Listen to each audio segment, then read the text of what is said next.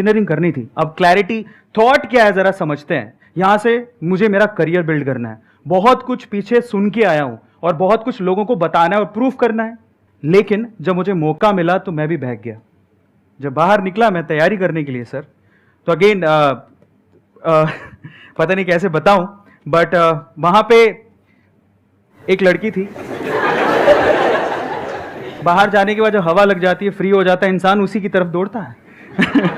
तो मेरे साथ सेम हुआ। उनको जब पहली बार देखा मैंने तो बस दिल के तार बज गए, पता नहीं क्या हुआ।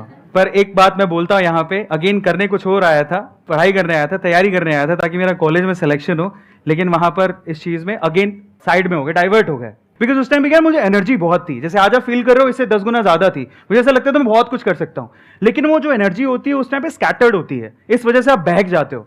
लेकिन उसे अलाइन करना बहुत जरूरी है और उसके लिए एक पर्सन चाहिए जो आपको समझ सके। तो मुझे लगता था कि यार ये मेरी फ्यूचर वाइफ हो सकती है, ऐसा करके। यस।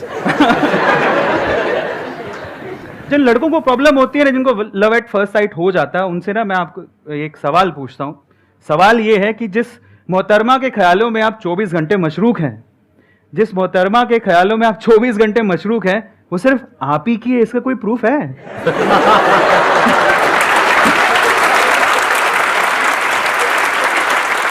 उसके आने का इंतजार करना, उसके जाने का इंतजार करना, उसे देखना, है ना? बिल्कुल होता है।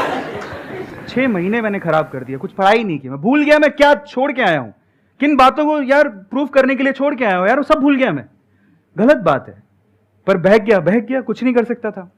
तो मैं उनके पास गया और जाके मैंने उनको बोला, मैंने कोई लव यू कुछ नहीं बोला, स्ट्रेट फॉरवर्ड बता रहा हूँ। और उनके पास बैठा, जाने का मौका मिला तो मैंने कहा मैं जा रहा हूँ। उनकी मम्मी को बोला पहले, तो मम्मी टकराई। मैंने कहा जा रहा हूँ तो मैं सोच रहा हूँ सबसे मिल लूँ, क्या मैं उनसे भी मिल सकता हूँ? मैं उनका बहुत बड़ा फ़ैन हूँ। वो फ़ैन इस वजह से था क्योंकि वो बहुत ही थोड़ा इंक्लाइंड थी स्पिरिचुअलिटी की तरफ, तो वो बहुत बुक्स पढ़ती थी। तो मैं गया उनके पास बैठा, मैंने डायरेक्टली उनको एक ही बात बोला, मुझे आपसे एक बात कहनी है। तो बोले क्या? मुझे आपसे शादी करनी है। अब अच्छा शादी करनी है, फायदे में बता देता हूँ, मुझसे 5 साल बड़ी थी। उन्होंने कोई रिएक्शन नहीं दिया। लास्ट में जब पूरी कॉन्वर्सेशन हो रही थी, सुनती रही, लास्ट में उन्होंने मुझे बोला कि एक बात बोलती हूँ, ध्यान से सुनना। मैंने कहा हाँ। बोले अपने माँ बाप के पैसों पे तुम यही करने आए हो क्या? स्टेटमेंट बहुत खतरनाक थी, दिल पे चुभ गई कि अपने माँ बाप के पैसों पे तुम यही करने आए हो क्या था। फिर उसने बोला कि तुम जब 6 महीने पहले आए थे ना, तुम्हारे बारे में बहुत सुना था कि तुम बहुत इंटेलिजेंट हो, अब क्या हो गया? फिर लास्ट में उसने जो बात बोली वो आप सब लोगों को सुननी चाहिए। अगेन मैं कह रहा हूँ, लड़कियां बहुत मैच्योर होती हैं। वो खुशी वाली बात भी थी लेकिन चैलेंज भी था मेरे लिए।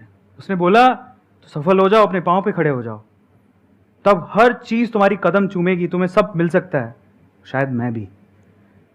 जब उसने वो स्टेटमेंट बोला, मुझे दुख से ज्यादा खुशी इस बात की थी कि आग दोनों तरफ है। वो कह रही शायद मैं भी।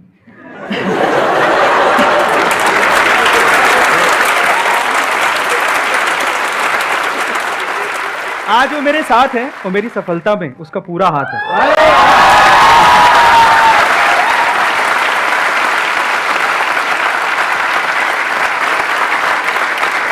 ये छोटे छोटे से मूवमेंट होते हैं बॉस, जब आप अपने पाथ से हटते हो ना। अगेन वो मेरे लिए डिस्ट्रैक्शन था, लेकिन वो आपकी कभी कभी स्ट्रेंथ भी बन जाती है।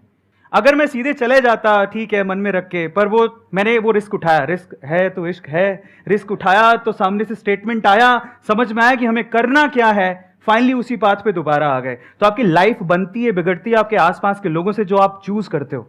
और अगर आपकी चॉइस सही है तो आपकी जिंदगी बन सकती है और बहुत बेहतर बन सकती है। और उसने मेरी जिंदगी को बहुत बेहतर बनाया है, जो आपके सामने मैं हूं।